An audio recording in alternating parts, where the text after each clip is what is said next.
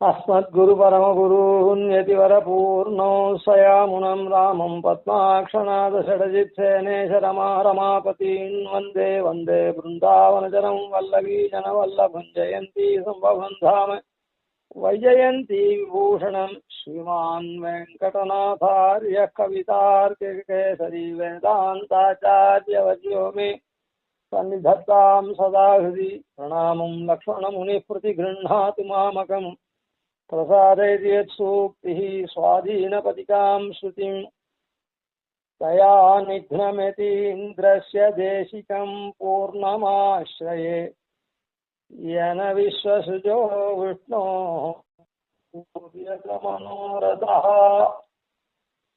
தயாநித்தமதீந்திரஸ்ய மிகவும் பரதந்திரரா யதீந்திரர் விஷயத்துல இருந்து அந்த யதீந்திரருக்கு ஆச்சாரியராகவும் இருக்கக்கூடிய பூர்ணம் மகா பூர்ணரான பெரிய நம்பிகளை ஆசிரிக்கிறேன் அப்படின்றத முன்ன அனுசந்தானம் பண்ணோம், அர்த்தானுசந்தானம். இப்போ உத்தரார்த்தத்துக்கு ஏன விஸ்வசிஜோ விஷ்ணோ அபூர்யத மனோரதா ஏனா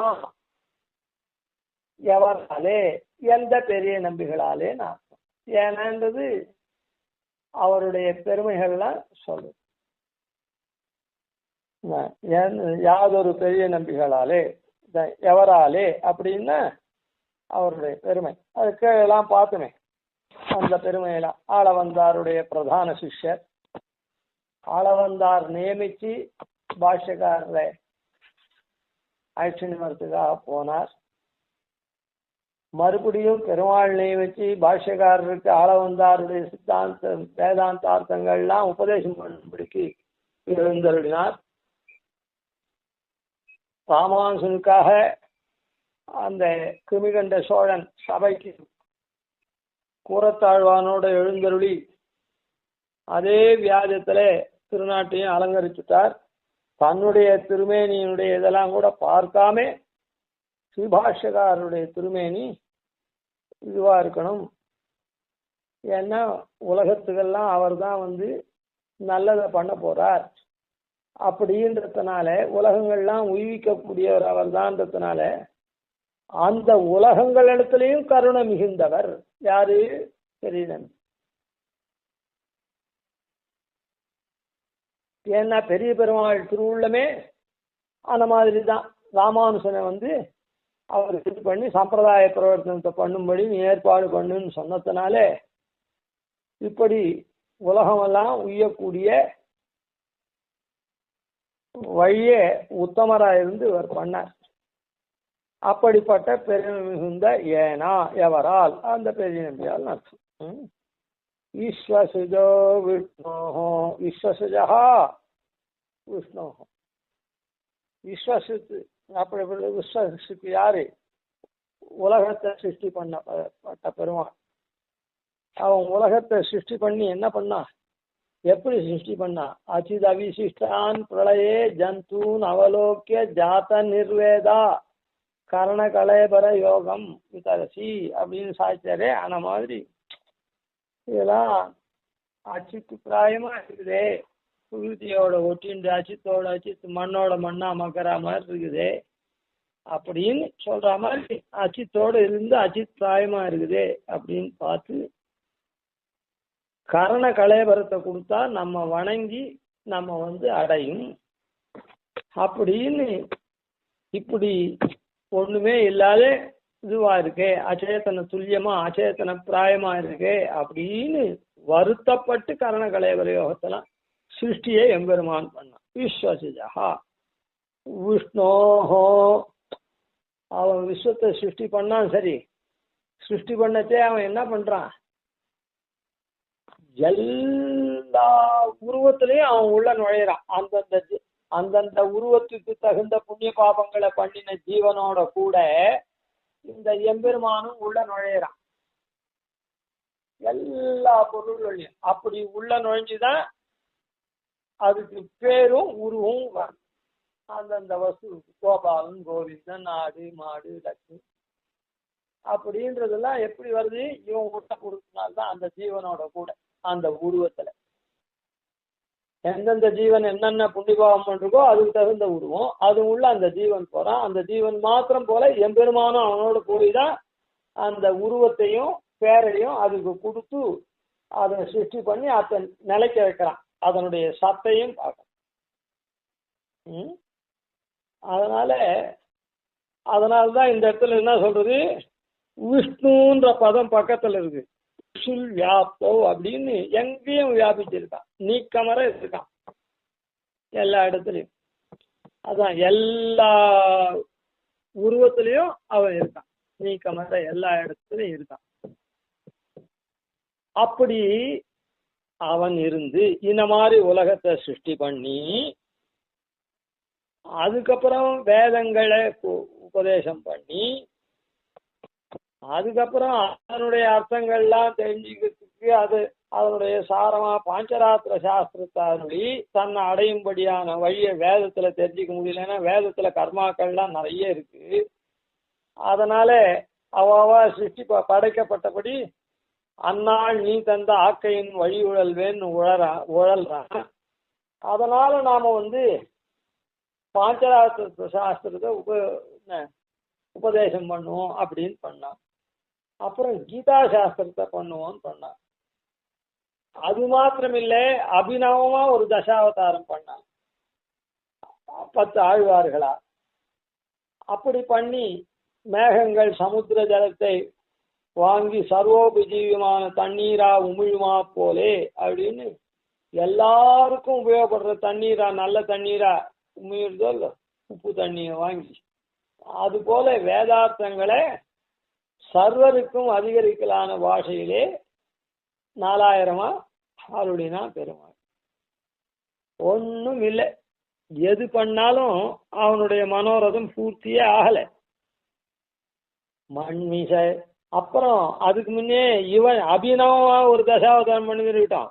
இந்த மாதிரி விஷ்ணு வாழ்ந்து உள்ளெல்லாம் போய் இதெல்லாம் பண்ணா விட்டோம். அவள்லாம் எப்படி நடக்கணும்ன்றத காண்பிக்கிறதுக்காக நாட்டில் பிறந்து படாதனப்பட்டு மனுஷர்காய் நாட்டை அழித்துய செய்து நடந்தமை கேட்டுமே அப்படின்னு. அந்த மாதிரி நாட்டில் இருக்கவெல்லாம் இந்த சாஸ்திரங்களை கொண்டு சாஸ்திரங்களை தெரிஞ்சுட்டு தர்மானுஷ்டானம் பண்ணணுமே, அது அவளுக்கு தெரியல. நாமே அந்த மாதிரி நடந்து காமிப்போம் அப்படின்னு தசாவதாரம் எல்லாம் அவதாரம் பண்ணான்.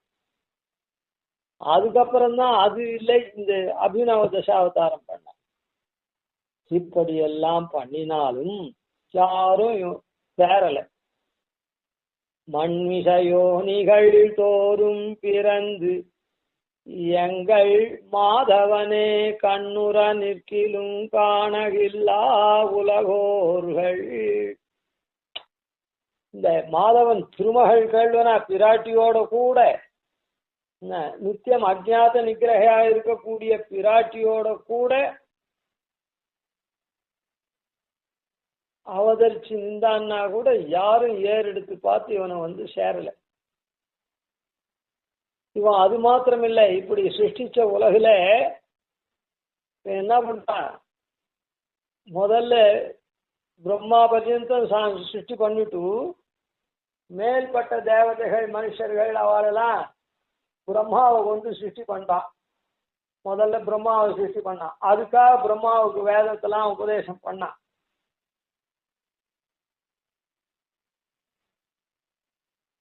அந்த சரி, அப்படி பிரம்மாவை சிருஷ்டி பண்ண அவனுக்கு பிராஜாபத்திய கர்த்தத்துவத்தை கொடுத்தானே, அவன் இவனை ஆராதிக்கணுமோ இல்ல, அதுக்காக வைகுண்ட லோகத்திலேருந்து சத்தியலோகத்துக்கு ஒரு அர்ச்சாமூர்த்தியா எழுதினான்.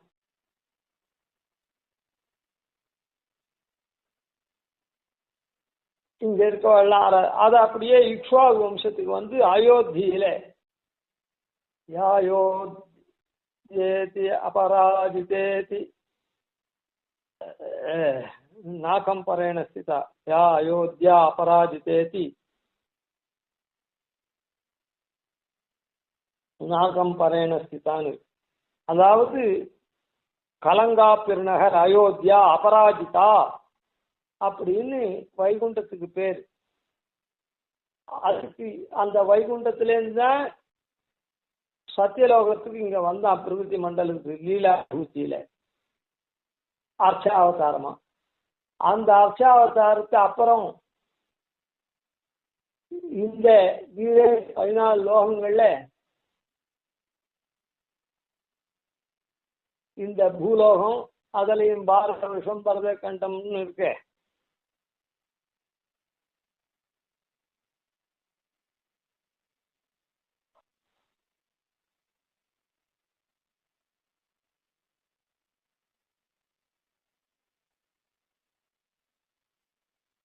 அப்படி இருக்கக்கூடிய இந்த பூலோகத்துக்கு இங்கதானே கர்மாவெல்லாம் பண்ணணும். அப்படி இருக்க அதுல அயோத்தியா அப்படின்னு அதுக்கு வைகுண்ட லோகத்துக்கு எப்படி பேரோ அந்த மாதிரி பெயருடையதானே இந்த அயோத்தியா. அந்த அயோத்திக்கு இந்த அயோத்தியை யாராலையும் ஜெயிக்க முடியாது. யோத்தி மிச்சம் யாராலையும் ஜெயிக்கணும்ன்றதே முடியாதபடியா இருக்கக்கூடியதான அயோத்தி. கலங்கா பெருநகர்னு வைகுண்டத்தை சொல்ற மாதிரி இதுவும் அயோத்தியா. சரி, அந்த அயோத்திக்கு எழுதினா அதுக்கப்புறம் அயோத்தியிலேருந்து துணையான வீடனுக்கு துணையாங்கோயில் அப்படின்னு அந்த விபீஷண ஆழ்வானுக்கு ராமன் கொடுக்க அவனோட இந்த உபய காவேரி மத்தியத்துல ஸ்ரீரங்கத்துல எழுந்தருள்தான். அவனுக்கு இங்கேருந்தே அனுகிரகம் பண்றேன், துணையா இருக்கேன், நீ போவன் தேசத்துக்கு அப்படின்னு. அப்படி அந்த பெருவாளுக்கு அதிலே அவன் எப்படி இருக்கா, குடதிசை முடியை வைத்து அப்படின்ற ரீதியில மேற்கு திசையில தலையை வச்சுட்டு இருக்கான்.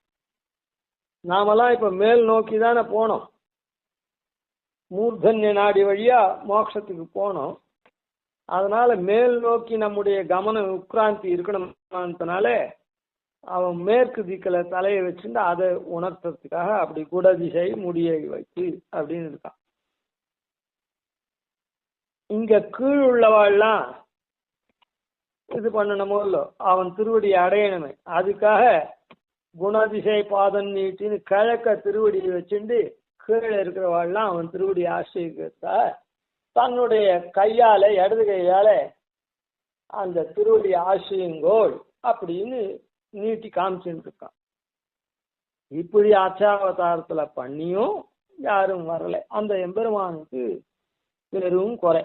மண்மிசையோ நிகழ் தோறும் பிறந்து எங்கள் மாதவனே கண்ணுற நிற்கிலும், இப்படி எல்லாரும் பார்க்கும்படி நின்றா கூட காணகில்லா அதை ஏறெடுத்து கூட பார்க்க மாட்டேன்றான். பார்க்காது என்ன சுவாமி, எல்லாம் எவ்வளவு பேர் ஸ்ரீரங்கத்துக்கு தென்னாடும் வடநாடும் தோழனின்ன திருவரங்கம் அப்படின்னு சொல்றது, இங்க யாருமே ஏறு எடுத்து பார்க்கல. அப்படி இல்லை, பார்த்து என்ன பிரயோஜனம், அவருடைய மனோரதத்தை பூர்த்தி பண்ணாதானே. ஒருத்தர் இருக்கார், ஒருத்தன் பசியோடு இருக்கான் அப்படின்னா கோவில் வாசல்ல பிச்சை எடுக்கிறான் வச்சுப்போம். ஒருத்தருமே அவனுக்கு துட்டு போடலைன்னா எல்லாரும் அவனை பார்த்துட்டு தான் கோவில் உள்ள போனா திருப்பி வந்தா. அதனால என்ன ஆச்சு, அதனால அந்த மனோரதம் பூர்த்தி ஆகலையே. அதனால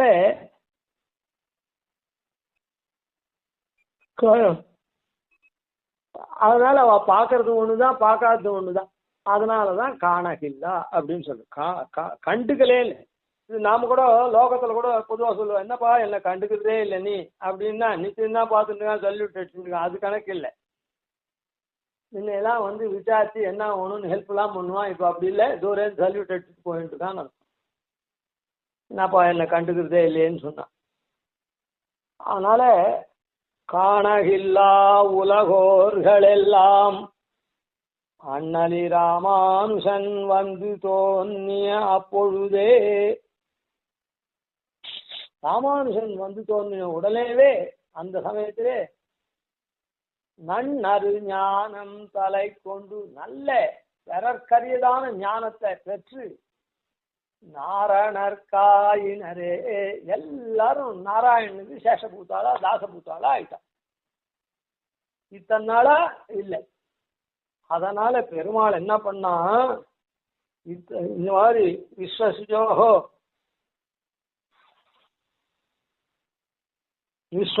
விஷ்ணோஹோ அவருடைய மனோரதம் என்ன, நம்ம யாரும் திருவடி அடைய மாட்டேன்றாலே, இத்த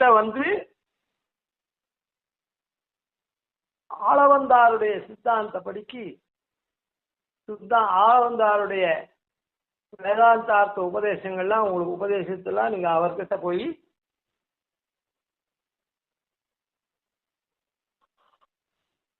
உபதேசம் பண்ணி அவரை லோக குருவாக்கு அப்படின்னு சொன்னாரே எம்பெருமான். அந்த மனோரதத்தை இவர் தான் பூர்த்தி பண்ணார். யாரு? பெரிய நம்பிகள். ஏன விஸ்வசுஜோ விஷ்ணோ அபூர்யத மனோரதா. அந்த யாரால எவரால இந்த விஸ்வத்தை சிருஷ்டி பண்ண எம்பெருமான் இருக்கானே அவனுடைய மனோரதத்தை அபூர்யதா பூர்த்தி பண்ணாரோ அப்படிப்பட்ட யதீந்திரச்ச தேசிகம் பூர்ணமாஸ்ரயே.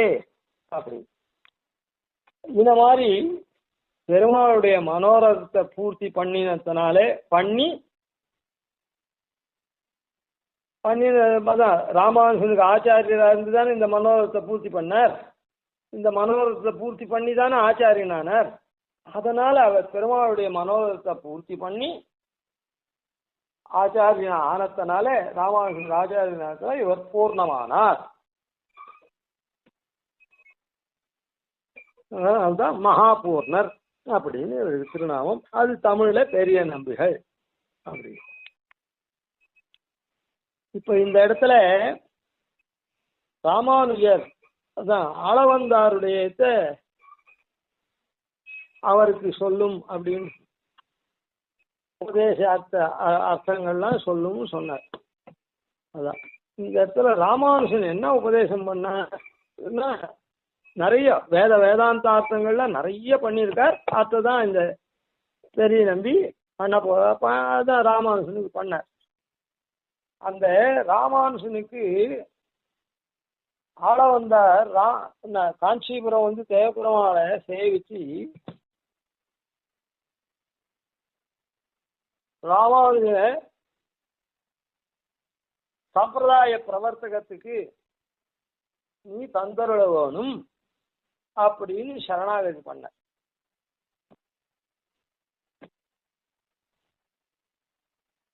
இதுக்கு முன்ன ஒண்ணு சொல்லிடுறேன். எப்படி வேதங்கள்ல எல்லாம் சொல்லி கீதையிலையும் எல்லா விஷயத்தையும் சொல்லி அதனுடைய சாரமா கடைசியில பிரபத்திய சொன்னானோ, வேதத்திலையும் எல்லாத்தையும் சொல்லி ஞாசம்தான் எல்லா தபச காட்டிலும் உயர்ந்தது அப்படின்னு வேதம் உத்கோஷிச்சதோ, அதே மாதிரிதான் இந்த சரணாகதி தான்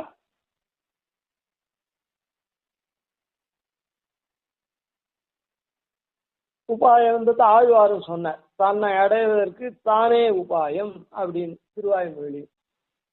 இந்த மாதிரி பெருமாள் இத்தையும் நாம பண்ணி வைக்கிறோம். ஏன்னா அவன் தானே கோப்திருத்த வரண ஸ்தானத்துல தொமே உபாய பூதோமே பவான்னு நாம சொல்றோமே, அதனால இருக்கான்.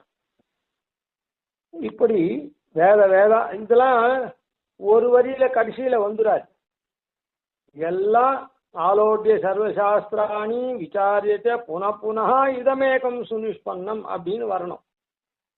அதனால எல்லா சாஸ்திரார்த்தங்களையும் அவர் உபதேசித்ததா பாஷ்யக்காருக்கு இவர் உபதேசித்தார். சரி, அதனுடைய சாரமான அர்த்தம் என்ன சொன்னார். அந்த சாரமான அர்த்தம் ஆளவந்தார் தேவபெருமாள திருவடி தொழைச்சு ராமானுஜ சம்பிரதாயத்துக்காக அருள வேணும்னு பிரார்த்திக்கச்சு, சரணாகதி பண்ணச்சு. யஸ்ய பிரசாத கலையா பதிர ஸ்ருணோதி பங்கு பிரதாபதி ஜவேன ச பக்தி மூகா அந்த பிரபஸ் சுதம் லபதேஷ வந்தியா தந்தேவமேவ வரதம் சரணம் கதோஸ்மி. யஸ்ய பிரசாத கலையா, எவருடைய அனுகிரக விசேஷம், பிரசாத கலை, கலைன்னா ஒரு கொஞ்சம் போறோம், என்ன கொஞ்சம் போறோம் அனுகிரகத்தினால, எவருடைய அனுகிரகத்தினால பதிர ஸ்ருணோதி, செவிடு, பதிரன்னா செவிடு, செவிடன் கேட்பானோ. பங்கு பிரதாவதி, பங்குன்னா நொண்டி, நொண்டி ஓடுவானோ. ஜவேன ச பக்தி மூகா, மூக்கன் ஊமையா இருக்குவேன் வாய் திறந்து வார்த்தை சொல்லுவானோ. அந்த பிரபஸ்யதி, குருடன் பார்ப்பானோ. சுதம் லபதே ச வந்தியா, மலடி வெள்ள பெறுவாளோ. அப்படிப்பட்ட தம் தேவமேவ வரதம், அப்படிப்பட்ட தேவனாயிருக்கக்கூடிய வரதனை சரணங்கதோஸ்மி, நான் சரணமாக பற்றுகிறேன்னு சொன்னார். இதுல என்ன இது ஆள வந்தார், இந்த ஸ்லோகத்தை சொல்லி ராமானுஜனே இந்த சம்பிரதாயத்துக்கு நீ தந்துடணும், உங்ககிட்ட சால கணத்துல இருந்து தீர்த்தம் கொண்டு வந்திருக்காரு அப்படின்னு கேட்கற. இதுல என்ன இருக்குது, இதுல என்ன இருக்குது, ஒண்ணுமே இல்லையே. ஓ, ஒருத்தர்கிட்ட போய் யாசிக்கச்சே ஒரு விஷயத்த, ஒருத்தர் பிள்ளை வச்சுட்டு இருக்கான், பொண்ணுக்கு பிள்ளை வரன் பார்க்கணும் அப்படின்னா, உங்காத்து பிள்ளைய எங்காத்து பொண்ணை ஸ்வீகரிச்சுட்டு எங்காத்துக்கு மாப்பிள்ளையா நீ தரணும் அப்படின்னு அவனுக்கு போய் கேட்ட. ஒருத்தன் பணம் வச்சுட்டு இருக்கான், இன்ன காரணத்துக்காக நீ பணம் கொடுத்து எனக்கு ஹெல்ப் பண்ணணும், நீ பணக்காரன். ஒருத்தன் ஞானம் தானா இருக்கான், என் பையனுக்கு கொஞ்சம் டியூஷன் சொல்லி தரணும், கேட்கலாம். நீ நல்லா படிச்சதா இருக்கு, நீ கொஞ்சம் உபகாரம் பண்ணணும். இல்லை கம்பெனி வச்சுட்டு இருக்கான், நீ கம்பெனி வச்சுருக்கிய எனக்கு ஒரு வேலை கொடு அப்படின்னு கேட்கணும். இப்படிதான் லோகத்துல யாச்சிக்கிறான்னா, அவனிடத்துல அந்த பொருள் இருக்கணும், இருந்துதான் அந்த பொருள் எனக்கு வேணும், அதை உதவிக்கரன் நீ நீட்டணும் கேட்கணும். இப்ப சம்பிரதாய பிரவர்த்தனத்துக்கு ராமானுஜர் வேணும், ராமானுஜர் வேணும்னா இவர் அங்க போய் நீ ராமானுஜன் வச்சுன்னு எனக்கு கொடு சம்பிரதாய பிரவர்த்தனத்துக்கு அப்படின்னு கேட்டா அர்த்தம் இருக்குது. எந்த ஒரு ஒன்னாலே அதான் அர்த்தம். அப்படிப்பட்ட தேவனை சரணங்க தோஸ்மின்னு சொன்ன, என்ன உன்னுடைய கட்டாட்ச லவலேசம் பட்டவன் ஓடுவானோ, குருடன் நொண்டி ஓடுவானோ, செவிடன் கேட்பானோ, மாலடி பிள்ளை பெறுவாளோ, குருடன் பார்ப்பானோ, அப்படிப்பட்ட பெருமை வாய்ந்த உன்னை நான் சரணடைகிறேன்னு சொன்னா என்ன இருக்குது? இதெல்லாம் சொல்லலாம், எத்த வேணாலும் சொல்லலாம். சொல்லிவிட்டு நீ ராமானுஜனே எனக்கு தரணும் உங்ககிட்ட இருக்கணும் அப்படின்னு சொல்லணும், ஒண்ணுமே இல்லை. ஆனா இதை பாருங்க, கொஞ்சம் போறோம் கூர்ந்து கவனிச்சா இதனுடைய ஆழமான பொருள் தெரியும். யஸ்ய பிரசாத கலையா பதிர ஸ்ருணோதி, செவிடன் கேட்பானோ அப்படின்னு.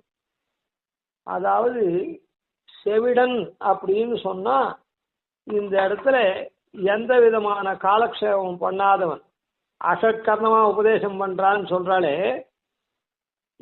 ரெண்டு காதுக்கு எந்த உபதேசமும் வராதவன் செவிடன் இந்த இடத்துல, சரிதானா? அந்த அசட்கர்ணமா உபதேசம் பண்றத கேட்டு அதுபடி நடந்தான்னா அவன் மோட்சத்துக்கு போயிடுவான். அவன் அகட்டமா உபதேசம் பண்றாள், இவனுடைய காதால் அவன் ஏற்கனவே கேட்டுருந்தான் ஆச்சாரிய உபதேசத்தை, இவன் பிரபத்தி பண்ணி மோட்சத்துக்கு போவான். ஆனா அப்படி இல்லை, இவன் கேட்கவே இல்லை கொஞ்சம் கூட. ஆனா உன்னுடைய கலா மாத்திர அனுகிரக விசேஷம் இருந்ததுன்னா அந்த செவிடன் கேட்பானோ கேட்கிறான், கேட்டவனாரான் அர்த்தம். அதாவது காலக்ஷேபம் பண்ணவன் என்ன பெருமையை அடைவானோ அந்த வைகுண்டம் போவானோ அதை இந்த வைகுண்டத்துக்கு போவான். எப்படி?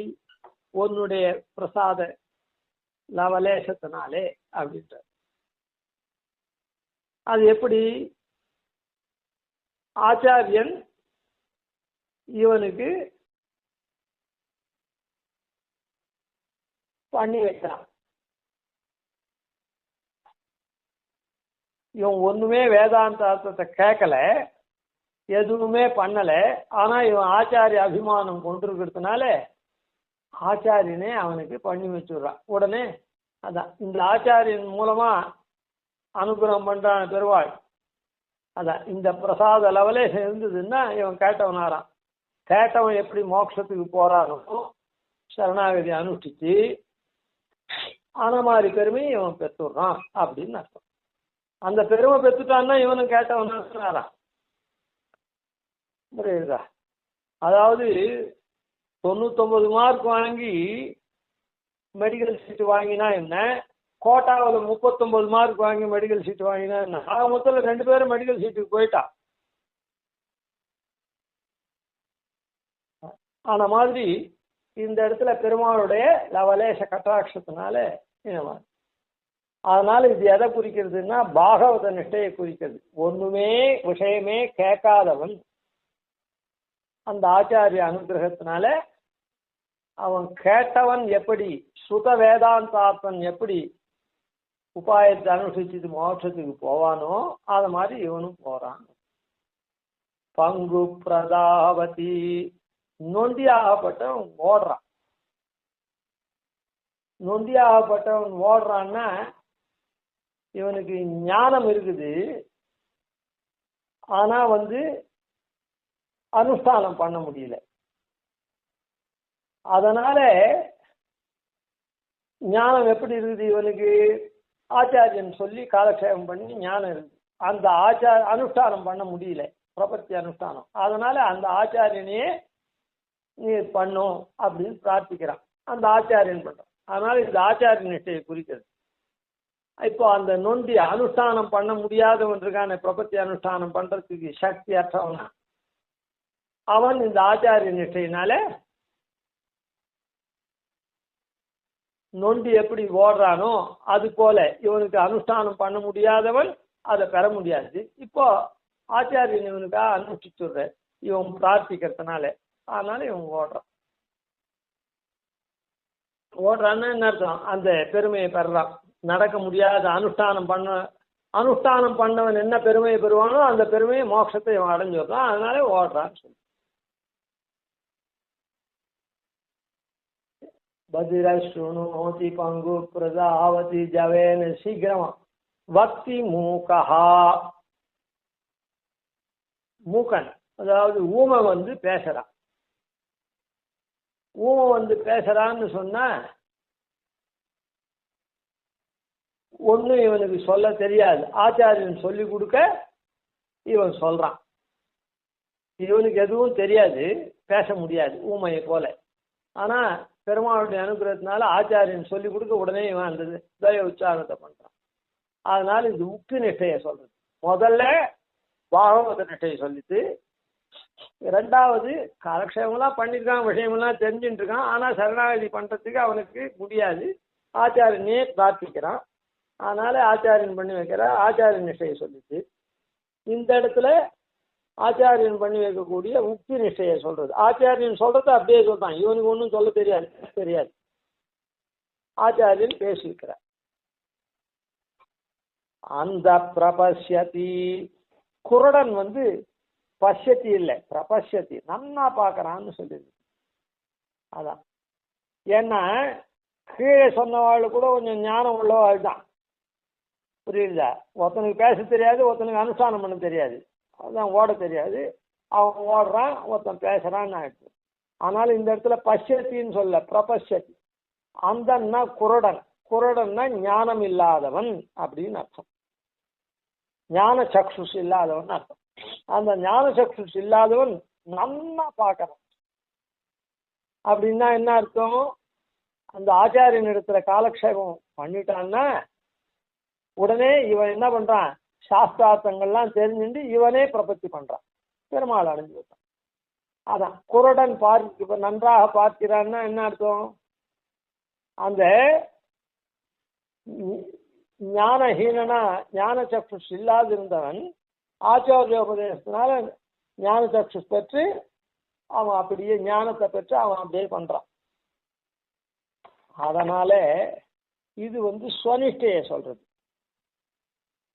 அந்த பிரபஸ்யதி சுதம் லபதே சவந்தியா. மலடி பிள்ளை பெறா. இந்த இடத்தெல்லாம் இவன் எனக்கேனாப்பி ஏதோ ஒரு சம்பந்தம் இவனுக்கு வருது.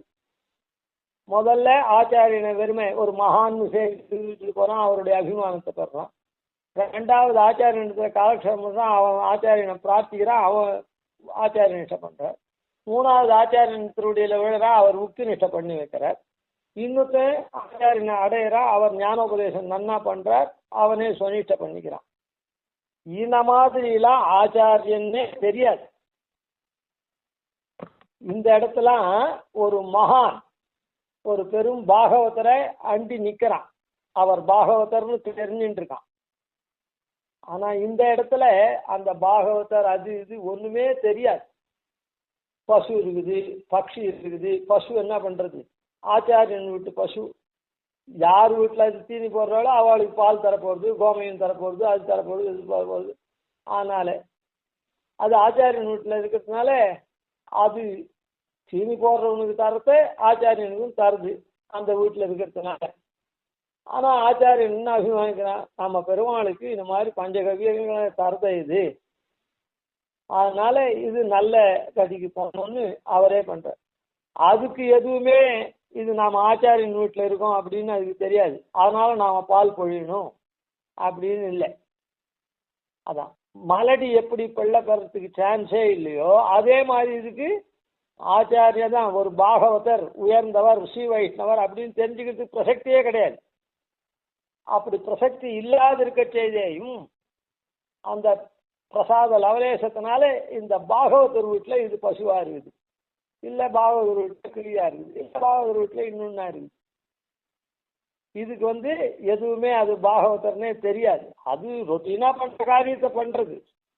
ஆனா எம்பெருமானுடைய கட்டாட்ச லவலேசத்தினாலே அது இந்த பாகவதர் வீட்டுல இருக்கிறதுனால அந்த பாகவதருடைய அபிமானத்தை பெற்று அவர் சரணாகதி பண்ணி வைக்க இது மோட்சத்துக்கு போகுது.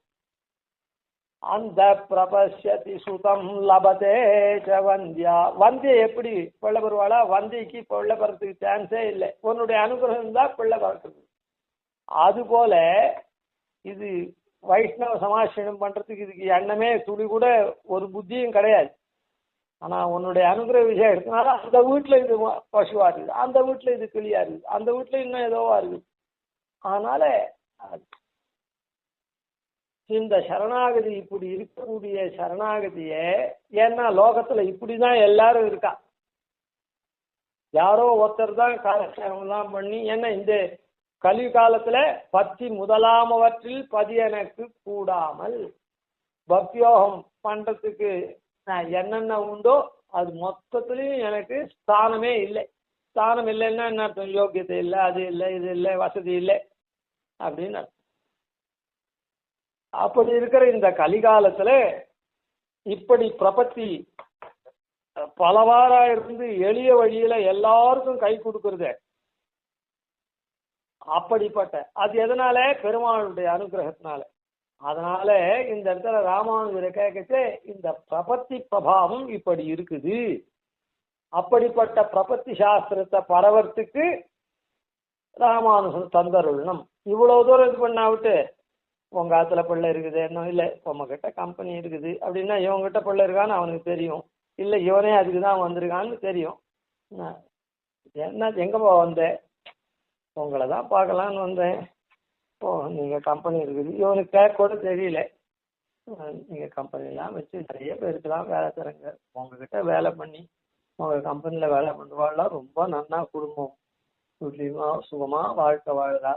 எந்த வித உங்க கம்பெனியில வேலை பண்றவன் எந்த ஒரு குறையும் இல்லாம ரொம்ப நல்வாழ்க்கை நடத்துறான். அப்படி இப்படின்னு பண்ணா, என்னப்பா உனக்கு வேலை வேணுமா, சரி நான் தரேன் அப்படி. இவன் வேலை ஒன்றும் கேட்காதையே.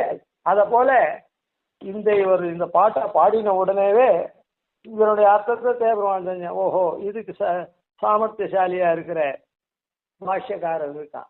ஏன்னா அந்த பாஷ்யக்காரர் தான் இவர் கேட்கிறார் அப்படின்னு அவன் தந்தோம். தத்தம் ஏன தயா சுதாம்புனிதினா பீத்வா விசுத்தம் பயஹ காலேன கரிசைல கிருஷ்ண ஜலதா காங்ஷாதிகம் வருஷதி. கரிசைலுக்கு மேல இருக்கக்கூடிய கிருஷ்ண மேகம் இருக்குதே, அது ஏற்கனவே அது கிருஷ்ண மேகம், ஜலத்தை வருஷிக்கிறது. ஆனா பாஷ்யக்காரர் கொடுத்த தீர்த்தத்தை வேற அது பரிகரிக்குது அந்த கிருஷ்ண மேகம். அதனால காங்ஷாதிகம் வருஷத்தி, நாம எவ்வளவு எதிர்பார்க்கிறோமோ அதை காட்டிலும் வருஷிக்கிறது. அதனால இப்படி எல்லாம் இந்த பிரபத்தி பிரபாவத்தை சொல்லி நான் உன்னை சரணடைகிறேன்னு சொல்லச்சே, ஓஹோ இத்த எல்லாரும் லோகத்தார் அனுஷ்டிக்கும்படியா இந்த பிரபத்தி சாஸ்திரத்தை பரவ செய்து அந்த மாதிரியான ஆச்சாரியர்கள் எல்லாம் உண்டு பண்ணி இந்த பிரபத்தி சாஸ்திரத்தை இந்த மாதிரி பரவ செய்து ஆச்சாரியர்கள் மூலமா இப்படி பண்றதுக்கு ராமானுஷன் வேணுமா, சரி நான் தரேன் அப்படின்னு. அதனால இந்த மாதிரி வேதாந்தார்த்தங்கள்லாம் இவருக்கு இது மாத்திரம் இல்லை, இது வேதாந்த அர்த்தம். இதை ஸ்தாபிக்கிறதுக்கு எப்படி நம்மாழ்வாருக்கு 1000 பாட்டு வந்ததோ ஓணுமோ 1000 குணங்கள் வந்துதானே அந்த குணத்தை ஸ்தாபித்தார். அது போல வேதாந்தார்த்தங்கள்லாம் எவ்வளவு உபதேசிச்சாரோ அந்த இதெல்லாம் பண்ணுங்க அப்படின்னு. அதனால ஆளவந்தாருடைய வேதாந்தார்த்தங்கள்லாம் நீர் பாஷ்யக்காருக்கு உபதேசம் பண்ணி அவரை சம்பிரதாய பிரவர்த்தக ஆக்கும் அப்படின்னு அந்த ரங்கநாதனுடைய திருவுள்ளத்தை பூர்த்தி பண்ணவர். அதுதான் விஸ்வசிஜோ விஷ்ணோஹோ அபூர்யத மனோரதா அப்படின்ற கண்டகாந்தி. கவிதார்க்கிக சிம்ஹாய கல்யாண குணசாலினே ஸ்ரீமதே வெங்கடேசாய வேதாந்த குரவே நமஹ. ஆதிவஞ்சன கோமசாமீன் பஜேரிஷம் ஸ்ரீரங்கபூர்வ ஷடஜித்யதீசான பதாஸ்ரயம் ஸ்ரீவத்சதிலகம் வந்தே ஸ்ரீகிருஷ்ணதேசிகம்.